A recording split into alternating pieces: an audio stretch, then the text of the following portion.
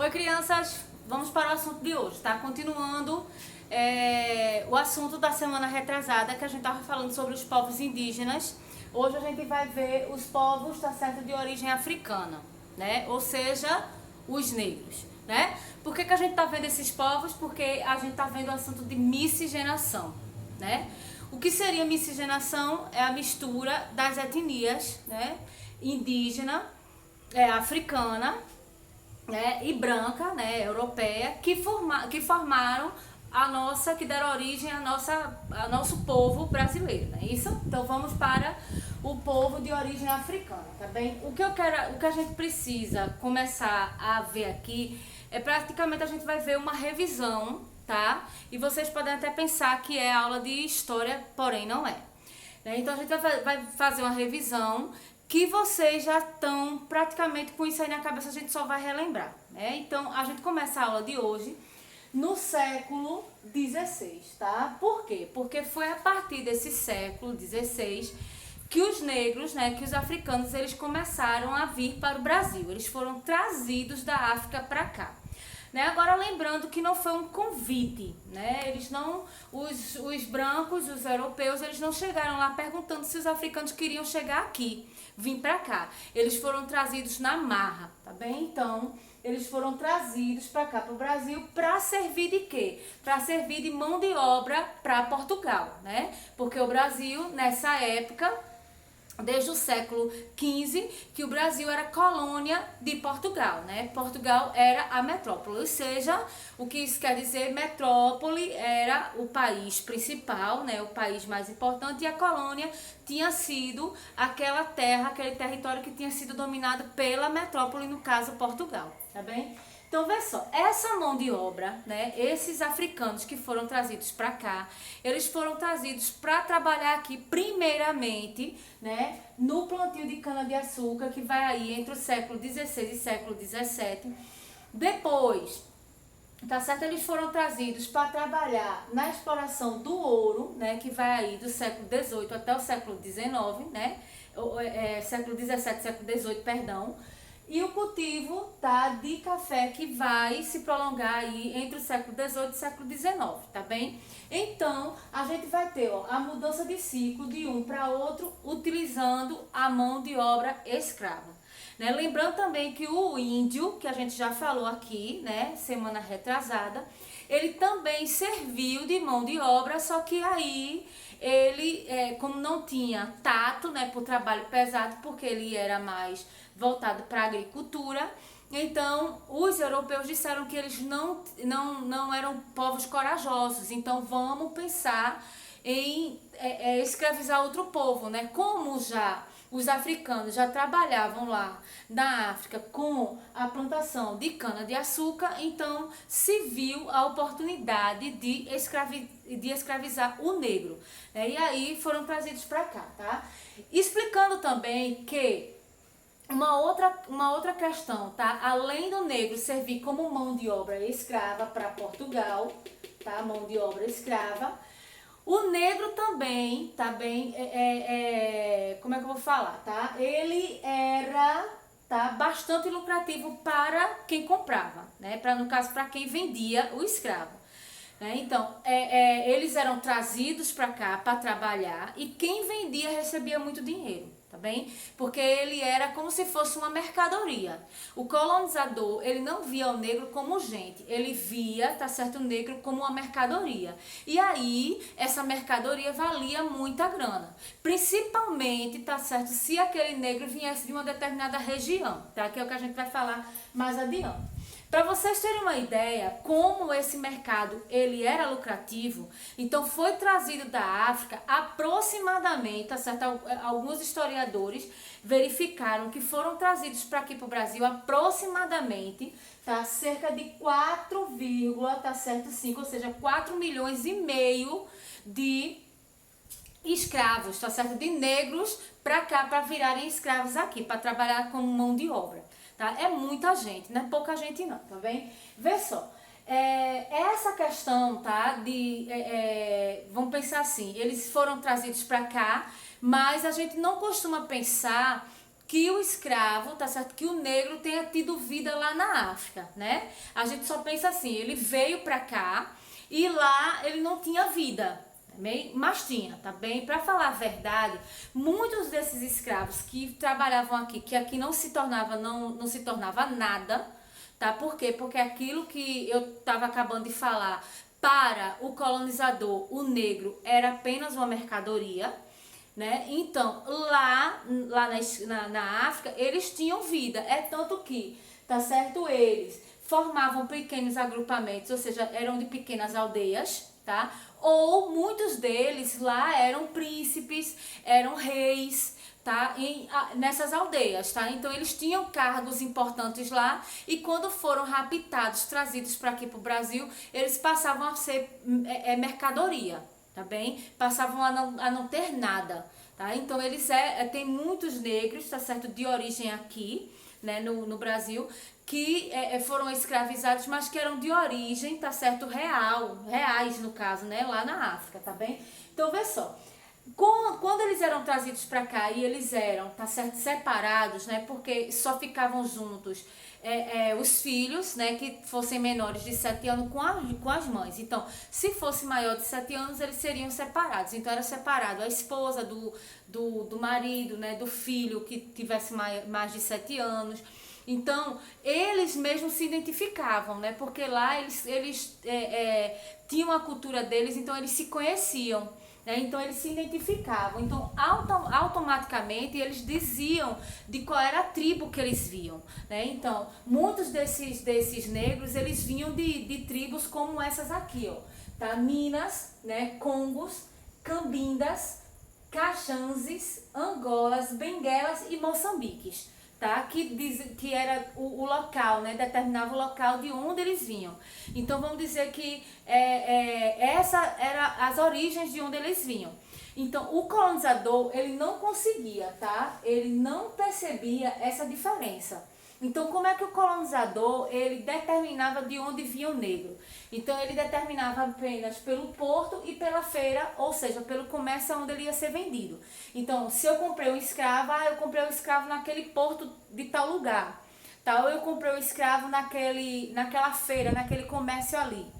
Tá? Então era assim, ele nunca tinha o escravo, tá certo, negro, ele nunca tinha uma origem, né? Já um outro negro, ele percebia de onde aquele negro estava vindo, qual era a tribo que ele participava, né? Às vezes, pelo simples fato de tem alguns negros que eles faziam marcas no rosto, no corpo, que determinava a tribo de onde vinha, e era dessa maneira que eles se conheciam, tá bem? Então, o que eu quero deixar claro aqui é que automaticamente os negros eles se conheciam, tá? Já os colonizadores, eles não sabiam de qual tribo, né? E também não tinham interesse de saber de onde aquele negro vinha. Então, classificava aquele negro ou pelo porto, né? Onde ele desembarcava, ou pelo comércio, pela feira aonde ele seria vendido. Tá bem? Então, vê só.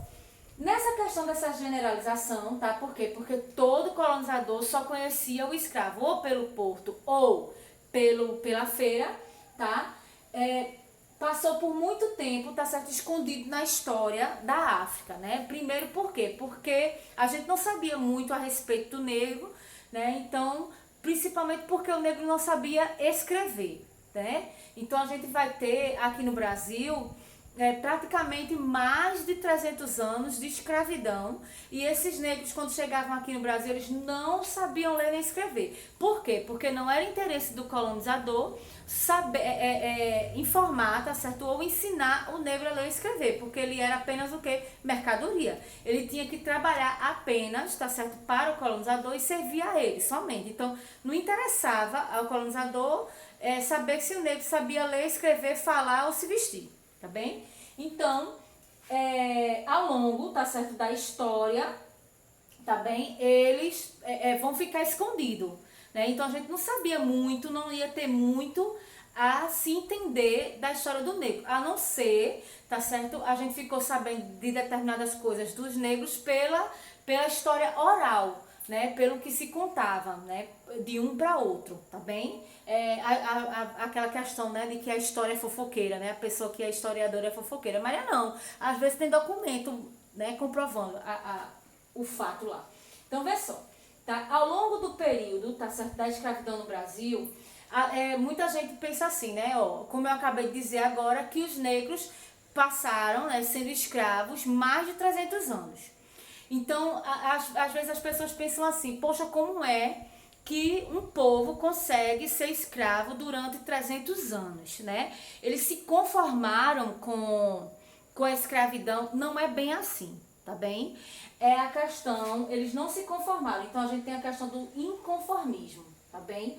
O que a gente vai falar aqui agora é que durante a história, tá, da escravidão, alguns negros eles conseguiam fugir e outros não. Então, vamos dizer assim, que os que conseguiam fugir eram um pequeno número de escravos. Então, a gente não sabia, não procurava saber muito a respeito disso. Então, como era pequena, né, como o número de pessoas que fugiam eram pequenos, então não ficava sabendo muito a respeito daquilo ali. Mas o fato é que o negro não se conformava de ser escravo. Imagine direitinho, você se conformaria? Não, você daria um jeito, tá certo, de se libertar, tá? Então, vamos aqui. Alguns desses escravos, eles fugiam, tá certo? Outros cometiam assassinato, outros cometiam suicídio, tá? Outros, tá certo? Formavam aldeia, né? Aldeamentos, no caso.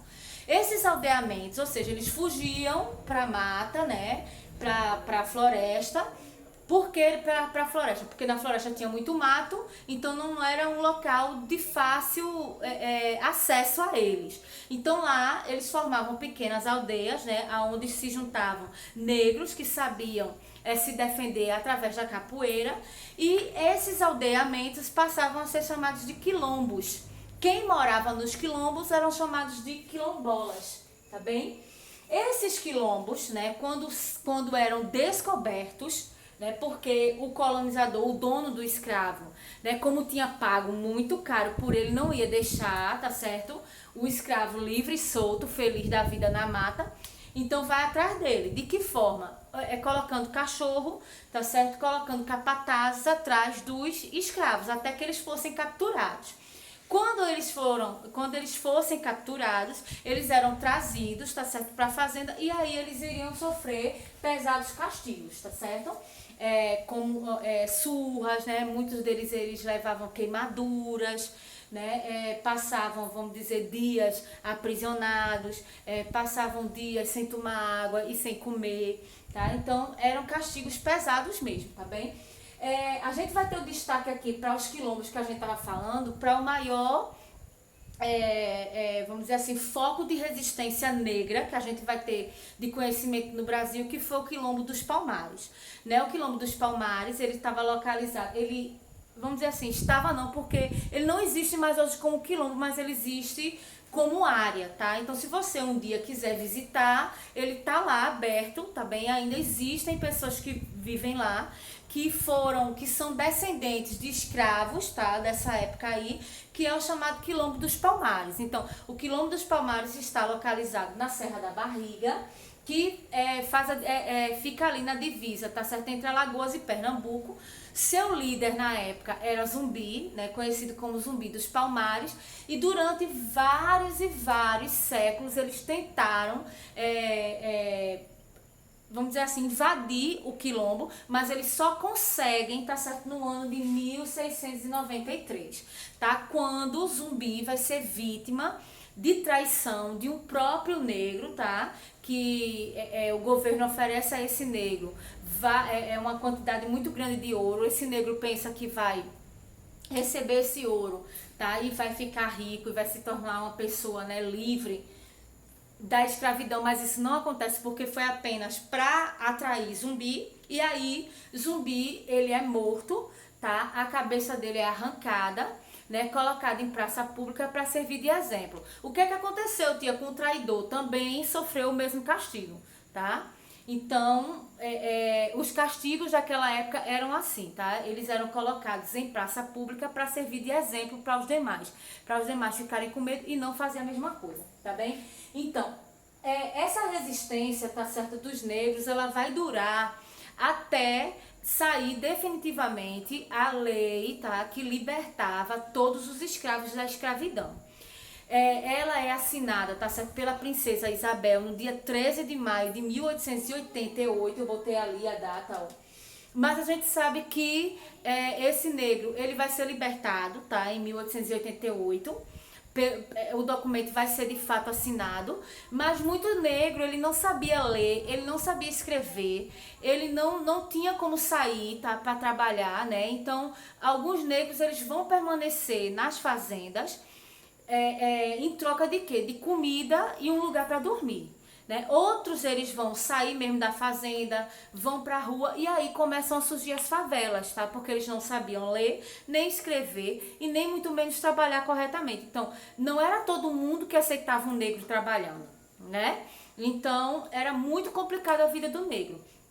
Não era fácil, não. A gente até hoje, tá certo, sabe que o negro, ele sofre preconceito, né? E principalmente, até hoje, o direito pela terra, assim como os indígenas, também está garantido pela Constituição. Só que alguns, né,